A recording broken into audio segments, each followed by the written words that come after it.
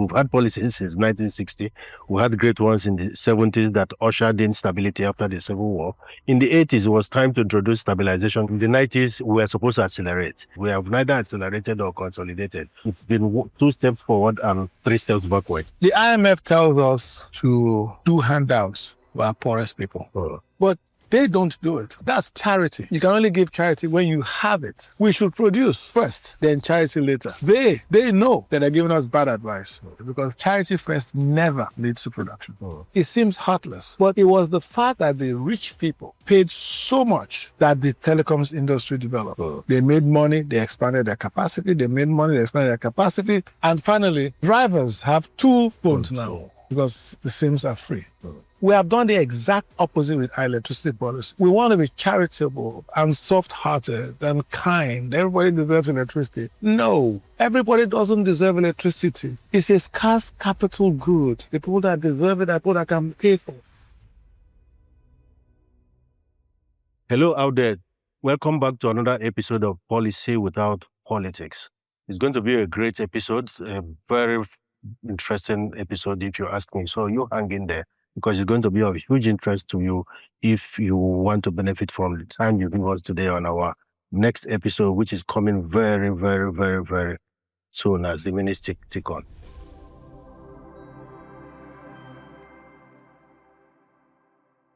My name is Dr. Ken Onyali, and I'm going to introduce my co-host, who is always here with me on set, Mustafa Chike Obi, MCO. Mustafa, how are you? Dr. Ken. Yes. Yes. My name is Mustafa Chike Obi. Yes. And again, we're here to start the process of going into policy without politics. And hopefully, this will be a very interesting episode. Yes, it will be interesting because on this episode, we are going to discuss policies and Nigeria. A lot of questions have been put out there and it's on the table. The jury is out. Is the problem with Nigeria policy, or is it the implementation that has always been the issue and the challenge? So I want to believe that Nigeria is not lacking in policies. We've had policies since 1960. We had great ones in the 70s that ushered in stability after the Civil War. In the 80s, it was time to introduce stabilization into the Nigerian economy and policy and polity. The 90s, we were supposed to accelerate. And then we entered the new millennium, which we are supposed now to consolidate. But we're still in the situation where we're even thinking about planning or replanning again, if I can use the word. We have neither accelerated or consolidated. So in my opinion, we have not moved. It's been 2 steps forward and 3 steps backwards. That is my opinion. What is your opinion? Well, it's like having a child. Okay. You need the man and the woman to have a child. Yes. The man can have all the will in the world. And the woman can have all the will in the world, but the two have to come together. I use that example to illustrate that policy plus execution or implementation equals result. Yeah. And so getting a policy by itself is not enough. We're obsessed with policies, and we don't spend enough time with the execution of the policy. So Nigeria, it could be both. Nigeria has had some horrible policies. Yeah. The continued providing of oil, petroleum subsidies was a horrible policy. The removal was a good policy. But the execution of removal will have been improved upon. Okay. So you got a bad result for a long period of time. I think the result is getting better. So we must always keep in mind that no matter how brilliant the policy is, the execution is just as important. Otherwise, you will get a bad result. Yeah. And if you have a bad policy, then you're dead in the water anyway. So the only thing you can hope with a bad policy is that nobody implements it. And then so it has a neutral effect. But quite frankly, a bad policy with no execution is less harmful than a good policy with bad execution. And so we fall in love with the policies, we go to IMF, and they tell us this is the policy. I'll give you an example, which could be a pet peeve, but I won't use it as a pet peeve today. The IMF tells us to do handouts for our poorest people. But they don't do it. Because if you give a poor person in Nigeria today, 1 million naira. What are they going to do with it? They're going to buy foreign goods or goods that are mostly foreign. So it suits IMF to tell us to give our people money so you can buy. The energize the demand process that favors them. Favors them. So they then supply those things that we do with our money. I've always said, if IMF came to me and said, give your poor people money, I would say that's charity. Okay. Charity is a different policy from development. Charity, is good. You can only give charity when you have it. So when Nigeria has produced, we can be charitable. But when we have limited resources, we should produce first, then charity later. They know that they're giving us bad advice by asking us to do charity first and production later, because charity first never leads to production. Yeah, charity first never leads to production. But it's like a man drowning. Shouldn't you throw something that you can clutch at, so that you can stabilize before you begin to talk about productivity? I'm just talking, it's a chicken and egg thing. I understand what you're saying, and I'm going to sound like I'm heartless. Yes. But it depends on the cost of what you're throwing to the man that's drowning. And having rescued him, are you worse off than not rescuing him? And again, you have to give what you have. Yes. We do not have look, you have to separate micro and macro. Yes. Micro is what you do one-on-one. And you can do anything you want to do micro. But when you're talking about macro, what affects millions of people, you have to say, are we better off rescuing one person at the cost to 1 million people? Are you better off being hard-hearted and saying the 1 million people matter more? So those are issues that need clarification. But certainly, on a macro level, charity before production never works. It's unsustainable and it doesn't go anywhere. And when the IMF tells us to do charity before production, I, in my little room, am offended. Because I know those guys. I worked with them in New York for many years. I know them. And I know that they know better than that. And that they're manipulating us by doing that. Yeah. Talking about manipulation, what bothers me more is, what happens when policies fail. I'll give you a few examples I've scripted for the purpose of this episode. When a government program fails, for example, two things get blamed: policy design or the way we implement it, which I call the people implementing it. We blame them. So, but the other question underneath is, who was the policy actually designed to benefit? We don't quite put a lot of attention on that, because if there's clarity around that, who it was, designed for, maybe the chances of failure would have reduced. So a policy that consistently benefits the wrong people across multiple administrations, because not today we started, like they say, well, not today, rain begin beat us. So policy that, consistently benefits the wrong people across multiple administrations is not failing at implementation. Rather, it is succeeding at something else. Well, there's a lot to unbundle there. Well, let us take a very successful policy. That was the telecoms revolution in Nigeria. Yeah. When they started with their phones, a SIM cost 150,000 naira. Yeah, I remember those days. And very few people could afford it. Yeah. It seemed heartless. It seems heartless. But it was the fact that the rich people paid so much that the telecoms industry developed. They made money, they expanded their capacity, they made money, they expanded their capacity, and finally, so we can let go. Drivers have 2 phones now because the SIMs are free. We have done the exact opposite with our electricity policy. We want to be charitable and soft-hearted and kind. Everybody deserves electricity. No, everybody doesn't deserve electricity. It's a scarce capital good. The people that deserve it are people that can pay for it. And if you make them pay for it, if you make the guys in Ikoyi and Asokoro pay what it's worth, all these electricity companies will make so much money, they will expand everywhere. They won't need government involvement. But no, we want to give everybody electricity. And electricity is not a social good. Nobody is born and deserves electricity 24/7. You get it if you can pay for it. Now that sounds heartless, and you're a nice guy. But I'm a pure. Yeah, I get your point, and I know the person. type. I know the spectrum of economics you belong to, and in economics there's balance and will balancing, we call it. Yeah. Having said that, the circumstances of any government is determined by what it sees in the immediate. What you're saying is correct and is accurate, and that's how to jumpstart, but it requires a sequence and cycle that will eventually benefit others. But it requires a period of time where you need to hold your breath, and if you survive. Yes. And the government survives, yes. Then these things begin to crystallize. So I understand that. You're talking implementation. Yeah. I'm talking implementation. Yeah. This Band A thing that Adelabu did was actually the right policy. Yeah. But he didn't go far enough. Yeah.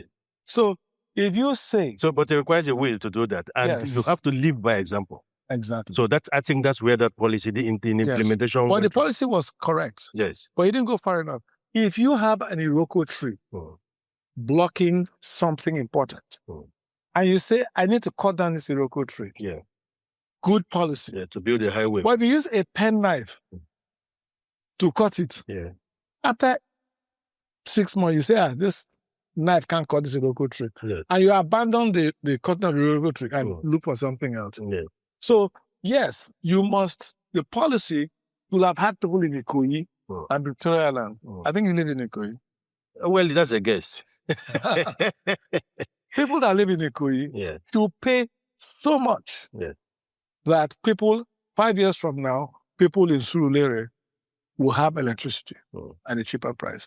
As long as you say everybody should pay the same or people should pay roughly the same, you will never get electricity in Nigeria. Yeah, that's where that is the problem. That's the problem I get. But this is where communication, especially when it is strategic, comes in. For government to be able to implement this, you need to put the policy in place. You keep saying government.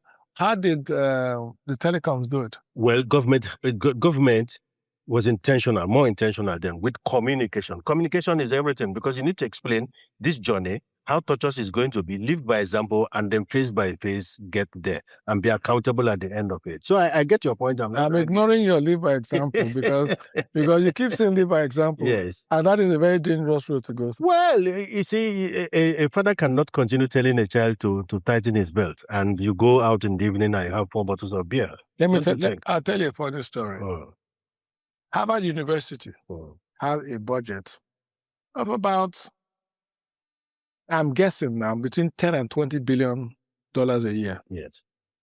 It's somewhere in that range.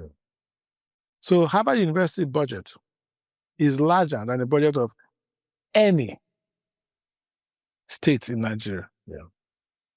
If you go to Harvard University, and I have, you will see the president of Harvard University, who controls this budget, walking around the campus without any security, without any sirens, without any entourage.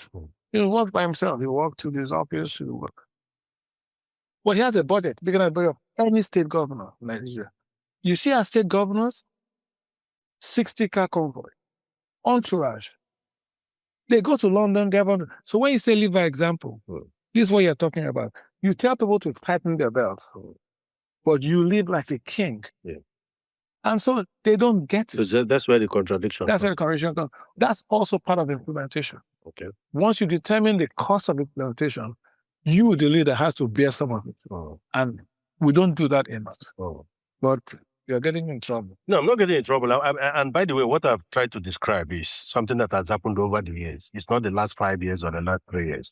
And that takes me to policy and design failures, because this is Nigeria. We know that the issue is not policy. It is either the way the design is defective or the way it's been implemented is ineffective. Let me take an example. National health insurance was established in 1999, but 26 years after, only just 13% of Nigerians are enrolled. So the policy existed on paper, as it were. Yes. So we could have done a lot better with national health. So a health insurance scheme without accessible healthcare facility is a form without a function. That's what I'm saying. But let me give you even more example. Apologies to anybody this may offend, but it's true.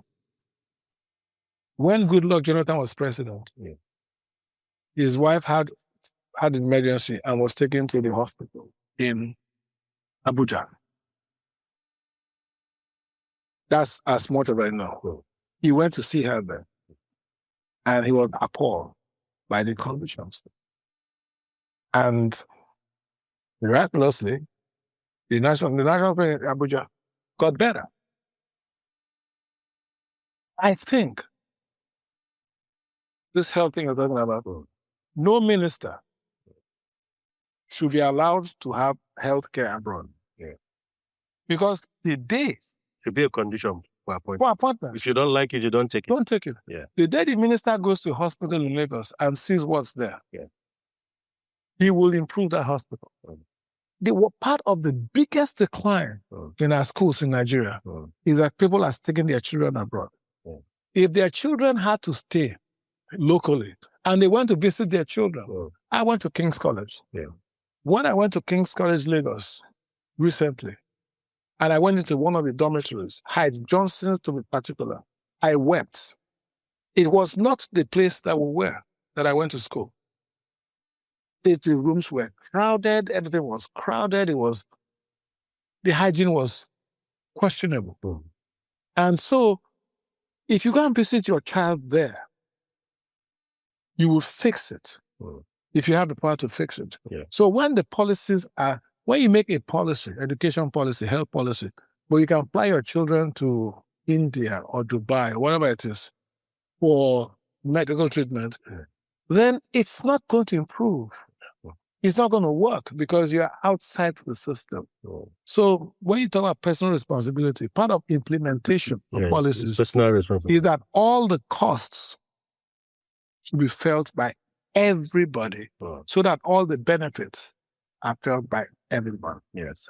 Yeah, I agree with you. I think we're in line with that because, social investment programs, including whether it is hostels or school feeding, if it was followed and applied in the way you've applied, we probably would have had a better journey so far. I can tell you if the president's child or the minister's child was in one of those schools, you'll be shocked at how quickly the school will improve. You'll be shocked. The school will improve. Yeah. So we have to make sure, anyway, long and short, if I may summarize, is that long and short is that the program or programs, disbursement infrastructure worked when we are all involved in it, both in the cost and in the benefit. Yes. So I agree with you. So let's use let's try to see other everyday examples. And here I have comparison with other African countries, not just for the sake of it, so that we begin to see that Nigeria is not existing or progressing in isolation. Because when we talk, let's not even go back to Europe. There are great examples in Nigeria, centers of excellence. We don't need to reinvent the wheel. And I'm just drawing an example. Let's take Rwanda. Rwanda in 2008 decided that every citizen would have health insurance. In Rwanda, it is considered community-based scheme. They call it Mutuela do Sante.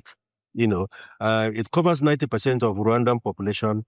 Premiums here are income tier. The poorest pays nothing. So coming back to what you just said, and the policy is phased and monitored appropriately.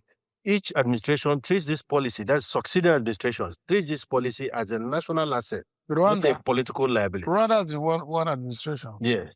Well, even if it is going to be 10, my argument here is that once we make it a national asset, the policy becomes a national asset, then each administration would treat it as such, as against treating it as a political liability. So the policy has survived because it was institutionalized. But in most cases in Nigeria, I want to believe or smell that it is individualized. Everything revolves on individual and administration interpretation, as the case may be. Well, let's again, we don't want to be critical without providing solutions. Yeah. So let's talk about a few policies specifically that I believe could have been improved upon. Okay. I'll start with the most definitive one. President Tinubu saying fuel subsidy is gone. Yeah. Great policy. Great statement. I endorse it 100%. However, you should have phased it out over 3 years. A woman wants to have a child, she can have a child immediately. Takes her 9 months on average. So there's no rush to do a good thing. And having a child is a wonderful thing. But God made it that there's time. God's patience. Space it. So if you have said, we'll remove it 40% the first year, 20% the second year, 30% the next year, we'll have had less inflation, less hardship, less upheaval. And by now, the result will be what he wanted.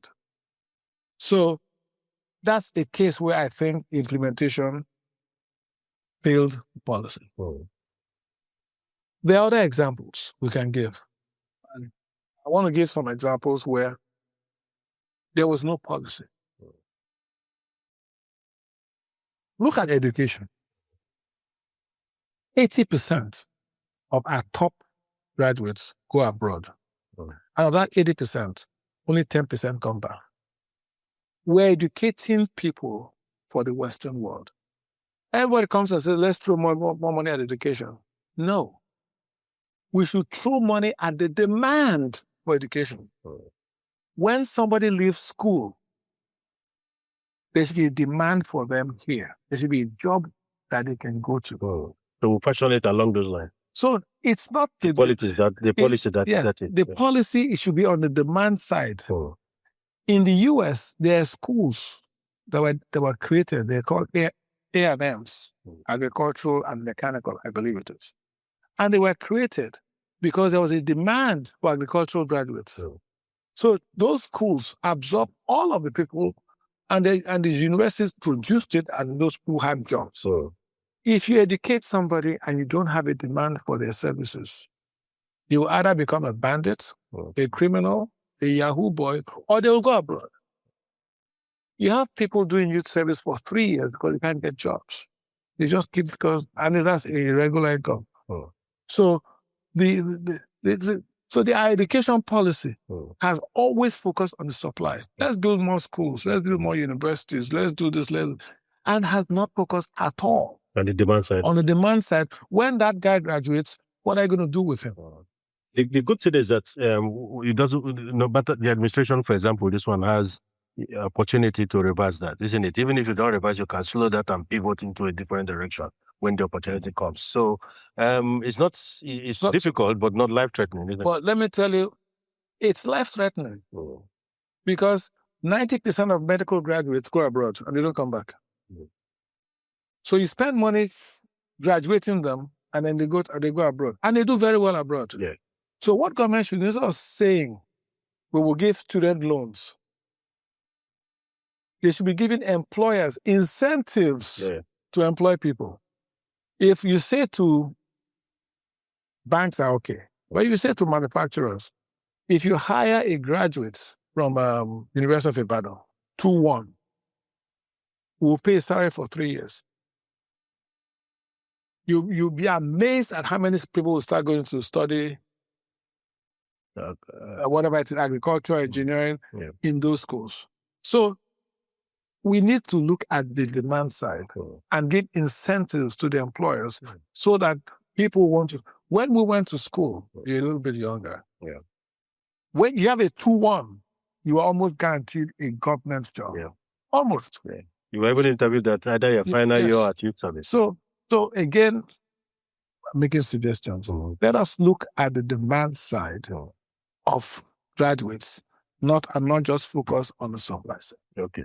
That's fantastic, MCO. Again, I like to look at what other countries are doing, and I'm still going to, take us back a little bit into health insurance. Let's take Ghana, for example. And I want you to expand on this if you will. Ghana introduced national health insurance in 2003. By 2025, that's 55% of Ghanaians were enrolled already. This is a modest figure, but 8 times Nigeria coverage, despite Ghana having a fraction of Nigeria's oil revenue. So you can see purpose. So my emphasis here is more on purpose than policy for the sake of it. The difference is sustained political commitment to implementation across the administration. I'm not saying we don't have that now, but maybe that is where emphasis should be on. Yes, I think, again, like we said earlier, a good policy doesn't give you a good result unless you have the implementation. And all the things you're pointing out are various stages of implementation. The biggest is the political will to do it. Just say, we're going to do this. But tell people, communication is your expertise. This is what you will experience. Stage one, like, if you're going in for cancer treatment, and believe me, Nigerian economy is close to being cancer, and you want to treat the cancer, you tell the person, we will give you radioactive treatment. Depending on the diagnosis. And the stages that so diagnosed. Whatever we're going to give you, but it will cause you great discomfort. You will lose your hair. You will lose weight. You know the consequence, but they tell you 6 weeks from now, you will start feeling better. 6 months from now, you'll be able to do certain things. So the communication should be clear. But even when we do it properly, the leaders don't want to sacrifice. There's going to be sacrifices involved along the way. And I'm just saying that there are specific policies. Again, we'll go through them one at a time. So Nigeria's problem is not, in my opinion, lack of policy. I think we have policies for almost everything. We fail in the commitment of the policymaker to actually commit to the policy, implement it, and make the sacrifices required personally and collectively to make it happen. I agree with you, MCO. I can't emphasize enough. Communication is everything, because what you don't explain, what you don't communicate properly and strategically, you cannot implement. And when you implement, you may not be properly understood. And therefore, the effect and end game becomes a problem for all and sundry. Now, good policy requires 3 major things put together. The first one is a correct diagnosis of the problem, which we have said. The second one is an intervention that matches the diagnosis, which is just explained in your last, you put in your last explanation. And the third one is an institution with both capacity and incentive to deliver. So one thing is to have capacity. The other one is to have the incentive to deliver. In Nigeria, we have institutions that have capacity, but the question is that do they have the incentives to deliver? And you kind of mentioned that, but I thought I should bring those things clear on the table. But Nigeria routinely had one all the time. What do I mean is occasionally Nigeria have one, but occasionally we have 2 of those 3, and almost never in some cases. So until 3 are present together, the designs versus implementation would be at variance. Do you agree with me? Yes, but I make it 2. I make design and I make implementation. Okay. You've broken implementation into 2 different stages. But implementation for me involves commitment. So I break those 2 things down. The policy may be good. And we have a lot of good policies. Okay, believe me, it's not. I'll give you an example. Let us stabilize the effects. Good policy. Who can argue about it? Well, let's do it immediately. Bad policy. And then now, let's keep it appreciating. I will discuss that in another debate. Because Nigeria's currency is not stable. It's appreciating. It's appreciating at 20% a year, which is devastating for a developing economy. China and America fought for many years. You know what the main issue was? China kept its currency weak. And America kept saying, no, your currency is too weak. Make it stronger. We in Nigeria are foolishly fighting for a strong currency. A strong currency is the enemy of a developing country. Enemy. But we love it. Naira at 1,200. Yay. It's bad for you because it kills your productive industries. You become less competitive against those Oyibo people, and they love it. They love it. So if you don't deal with the issue of consumption and what is tied to in terms of your appetite, yes, this is where this becomes exactly. Yes. So you need to say to yourself, this is what I can afford. Yes. And this is how I can continue to afford it. But every Nigerian has listened to this topic now. Please listen to me carefully. A strong currency is not good for your country in the long run. Stop celebrating it. But anyway, we have to address the issue of safety net. If you have a safety net, at least the one that is to the level that is admissible, then we can begin to deal with a currency that's, What is this? Oh, sorry. Well, safety net is that I'm sick, I should be able to go to healthcare, I should at least afford 2 adequate meals a day. I can send my child to school, public school, and school is adequate. So if we get those safety net in place, then we begin to deal with this. No. That's what I do. Dr. Kek, the safety net is good when you've done everything else. I would say to you, it is better not to be sick by eating the right food, doing the right thing, than to say, let me save my money in case I get sick. No. That's not what I'm saying. Okay. If you're So sick, what is the because at some point you will be sick. So there must... that is not true. It is a natural tendency. No. You see, here's what they say. And my dear sister, wherever she is, she's my sister. She's a cousin of mine, Dr. Ogonjo. We argued about this a lot. He kept talking about safety nets. And I kept saying, well, isn't it better to use that money to make sure that thing you're afraid of doesn't happen? The thing you're afraid of is oil prices go down, for example, and Nigeria's revenue goes down. And profligacy. Yeah. So why don't we use the money today to make sure that when oil prices go down, it doesn't affect us by expanding our economy, by developing our industrial base. Capacity. Because there are countries that are surviving without oil. So if you're scared of oil going down, let us build industry with the money instead of saving the money. Build capacity. Yeah. So when you talk about safety net, I'm very against safety nets. Well, I'm still for it because we're in a precarious situation that I think the basic things should be in place. So we should try to not be in a precarious situation. Well, we are there already, unfortunately. But our episode we are discussing today is not in a precarious situation. Next week, we are going to come with more specific topics. We are going to come with topics that affects you, affects me, affects government, and affects everybody. But it's not going to be precarious and prescribed. Don't forget my pet peeve. Pet peeve, please. Pet peeve. My pet peeve of the week is this contraption called Coordinating Minister of the Economy. This contraption was contrived again by my sister, Dr. Ngozi Okonjo-Iweala.